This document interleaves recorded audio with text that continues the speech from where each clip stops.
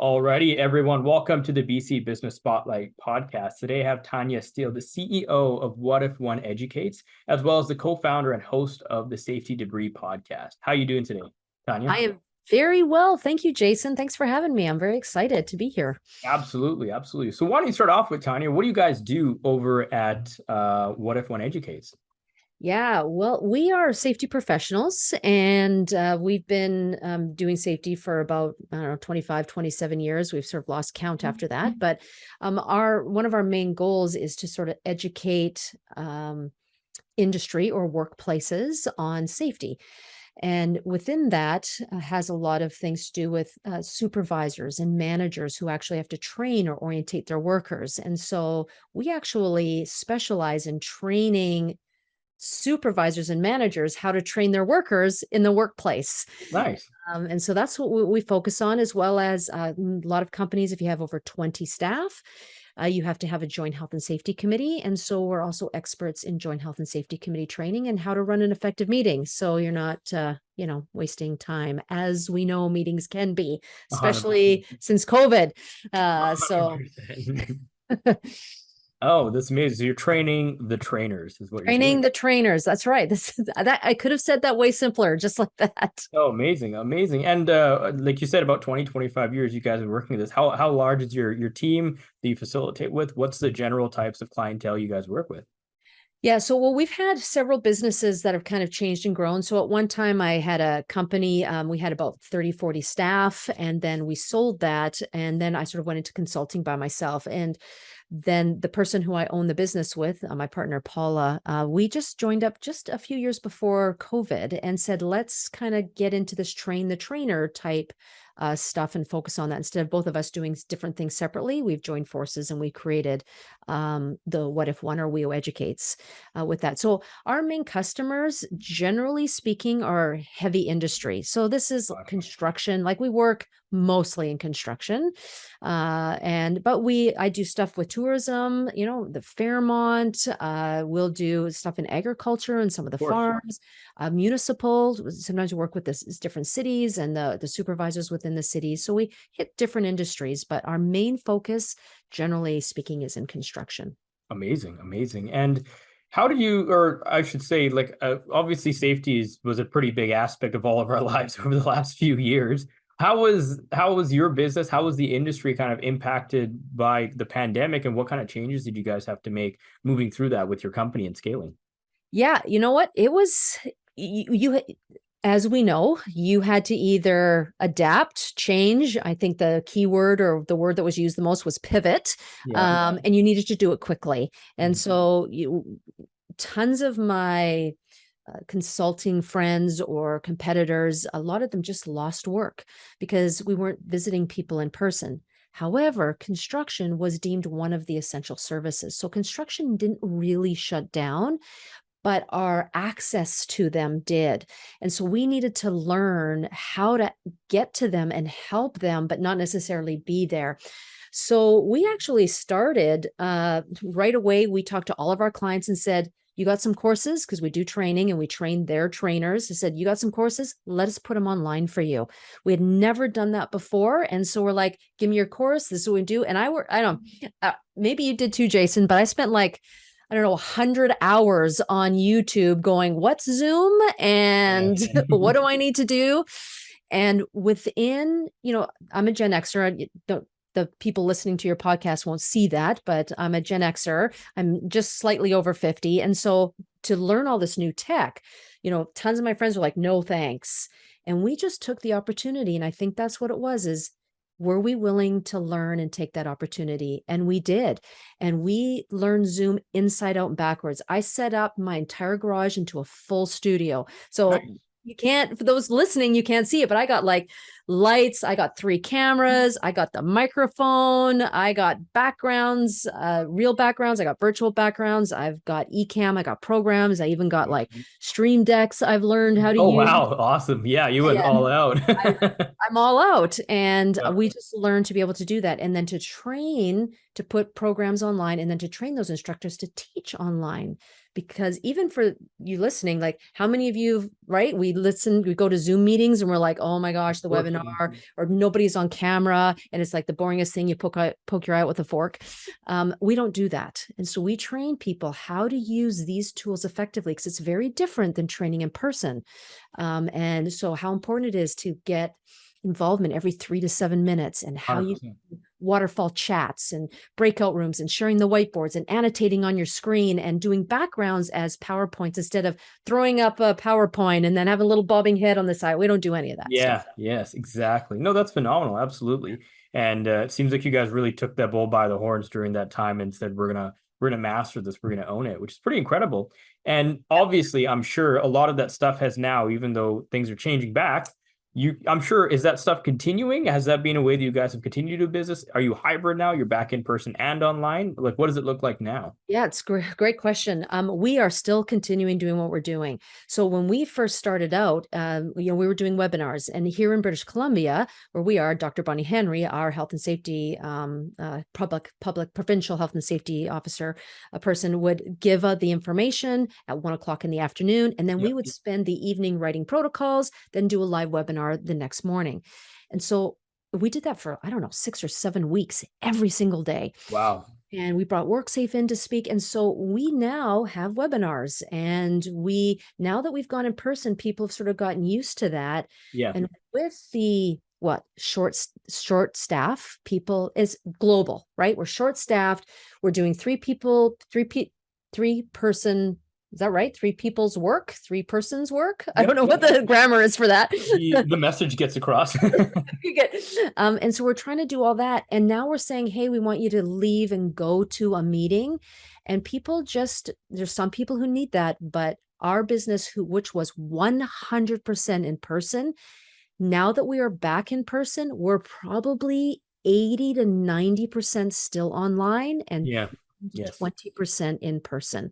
Yes. And so, yeah, it has continued, and it's made a huge difference for us, because otherwise we wouldn't have our company.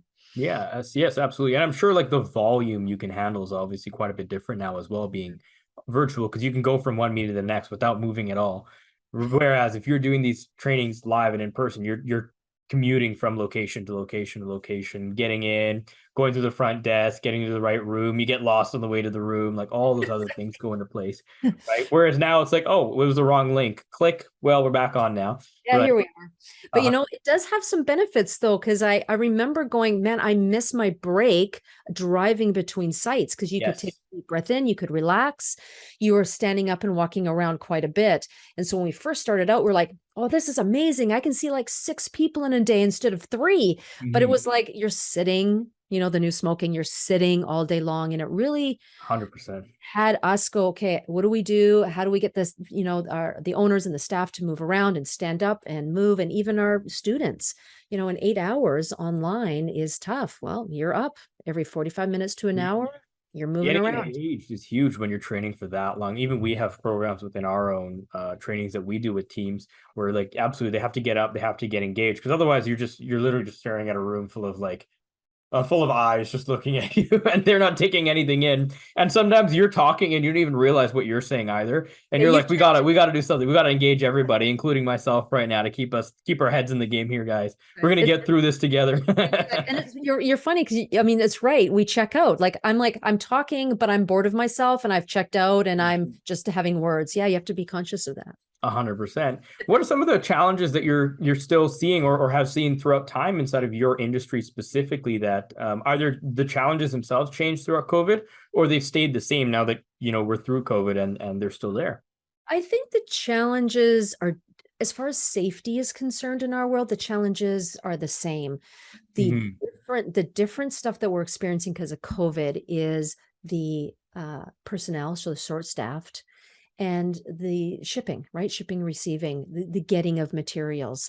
And so what we have noticed, especially because I'm in construction, so I'm speaking to you through that filter, the Absolutely. mental health and the mental illness, which everybody's talking about. But, in construction, I think in the States, I think 12 construction workers commit suicide a day. In Canada, I think it's additional 6 per day. Wow. 26% of our suicides here in the province of British Columbia, which is where I'm at, 26% of our suicides are in construction. I had no idea. Yeah, and so we've really seen this sort of pressure in the mental illness. So, although I don't specialize it, I have friends that now do, and I'm every day I'm recommending talk to this person, talk to this person. Like, how do we do mental health at work? What, they're here to work, right? We're Gen Xers, go to work, do your job. When your bosses jump, you say, how high, but we can't we can't do that anymore. We have to go, okay, how can I have this conversation? How do we give people the space and the freedom? And it's not work-life balance anymore, as much as it's just sort of like the schedules and figuring out how do I really, not be in my bed at 10 o'clock at night because I'm working from home with my laptop because I was in meetings all day and we're short-staffed. And I've put Yeah. my kids to bed and now I'm actually getting work done at 10 o'clock at night. Like we just can't do that. And so that's the change, the real focus change that we've seen. And even honestly, even to resonate with that, we've even seen that on the business coaching and consulting side of things as well. Like it's even in the construction industry and the trades companies that we're working with, it's helping our owners understand like there is a time when you have to understand like family is an important part of all the decisions you make with a business, especially as an owner, right? You have to be able to have at least some time separate or in another arena of your mind where you can focus on family or focus on, if you don't, say you don't have kids and wife or whatever, focus on time for something outside of work. Because if you're just in it all the time and you just play in that headspace all the time of work, work, work, work, work, it will, there's maybe one in every 1,000 people that can sit in that headspace 24/7 and be okay, right? For most people, you need that time away, and it's healthy too. It allows you to kind of think in different areas, get out of that box for a bit, you get more creative, and then you can create more when you go back in. So absolutely, I can resonate with that for And sure. I'll say, Jason, because I know you guys, you folks are in the business coaching and the coaching world. I had a business coach at the beginning. I've had him for years. I depend on my business coach. But originally, when I got into coaching, I'm like, we sort of get this life coach, Yeah, and I got more of a business person. But man, to have that coach in your life where it forced me to sit for 1 hour and to gather my thoughts made a huge difference for me when I'm going 4,000 miles in one direction. And for them to go, okay, is this important and urgent? Or is this important, exactly. not urgent? Or is this, just something that's making you busy? And Yeah. just to refocus about why is this driving you? Why is this behavior happening? Or why is it important to you? Why do you feel you have to be at 10 o'clock at night doing these things?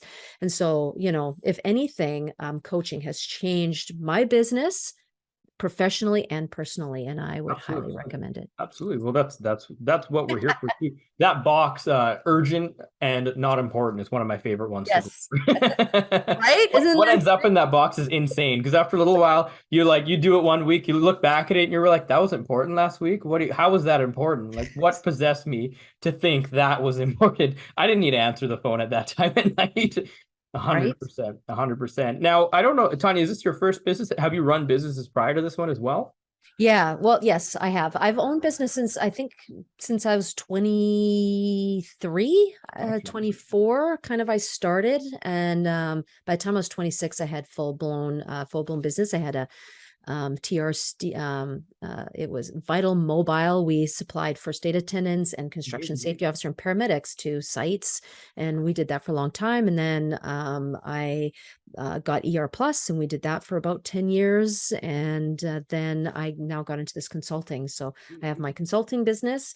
Then I have WEO Educates, which we started, and then I started the Safety Debris podcast Amazing. during Amazing. COVID. Yeah, with And a running your businesses through all this time, have you ever felt like quitting? Yeah, of course. I know it seems like, well, what do you mean? Oh, no. You know what? I'm very objective. I'm very positive. Generally, I live on that space. But there are days, and certainly not like once a year. There's days like once a month or once every couple months that you're just like, what? am I doing? Like, do I need to do this? Do I need to be under this much stress? Do I need to, what really matters? And now when I hit 50, I was just, I think you do this as you change. You hit your 30s, 40s, 50s, and I hit 50 and I'm like, okay, what's important here? And what is my legacy? What am I leaving behind? What am 100%. Yeah, but yeah, there's times when I'm just like, nope, I'm done. Absolutely. But here I am. 100%. We just keep plugging. That's what we do as business owners and Yeah. entrepreneurs. What would you say is one of your biggest learning lessons in all the time you've been a business owner? Oh, there's a few. There's one that I'm going to share with you because I've shared it recently, and it's going to be in a book that I'm a part of, and so I'm going to share it because I'm it's in the top of my mind right now. Mhm. But I remember probably in my 30s, I think it's when I learned it was in my 30s, but I heard a speaker and they were talking about relationships. Actually, it was marriage and relationships. So I wasn't there for a business reason at all. I was there, let's learn about relationships. But Mhm. because I was a business owner at the time, anytime I think relationships, I think clients and I think staff, Yes. right? And I'm in safety, and safety is all about relationships. It's all about building that rapport and that relationship with people to motivate them, to influence them for behavior changes in their workplace. Of course. Yeah. And so I was like, okay. And I remember this person saying, if you want to have a successful marriage, you want to have the most successful relationship, there's one key thing to do. And the entire audience is like, really? It's one thing for a successful marriage? What is it? And I'm going to tell you in just a second, but I took that one thing and I'm like, it's one thing to make a successful business with building relationships. And here it is: stay in awe. Mm, And I remember taking that because when I was a business owner by myself, it's not so bad. But then when you started getting staff, for business people who are listening and entrepreneurs, like staff are hard. Sometimes it's not the work that's hard. yeah. There's all the people that we have to deal with and the different beliefs and behaviors and the different filters and the different how they were raised. And we have to kind of work through all that. And so I would work with my staff and go, I would come up in the morning and I would, I'm already awake. It's 5 a.m. I'm already working. I come in like Yes. at 9 and I've already been working for 4 or 5 hours. And I come up the stairs to the receptionist and I'm like, hey, can you grab me this, this, this, and this? And they're like, good morning, Tanya. I'm Yeah, like, right. exactly. Nice Right. to see you too. Do.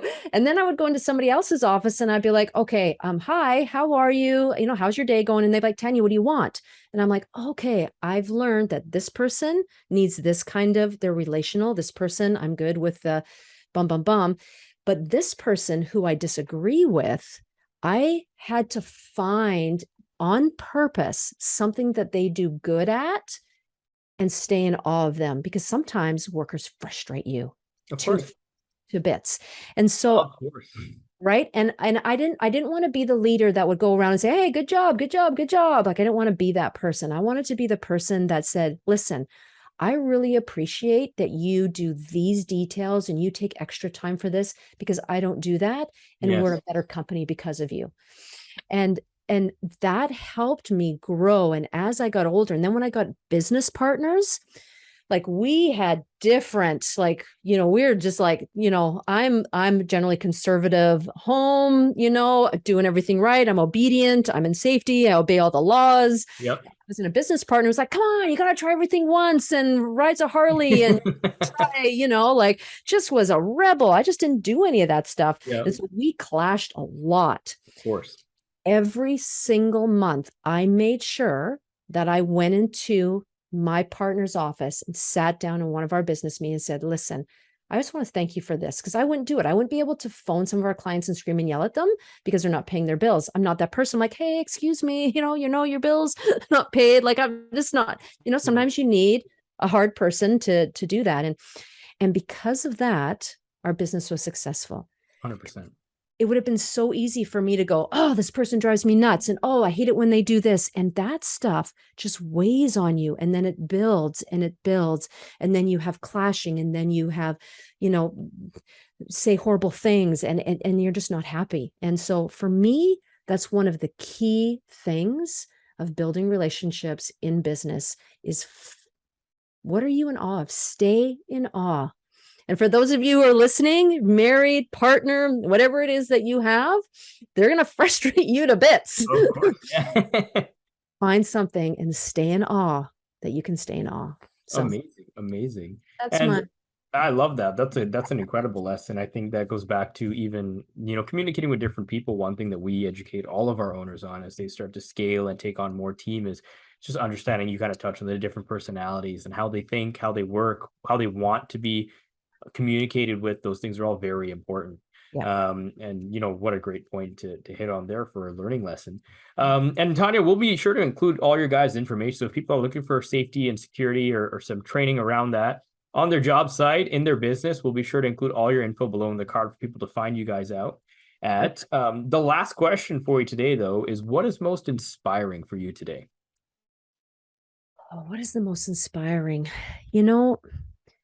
I think when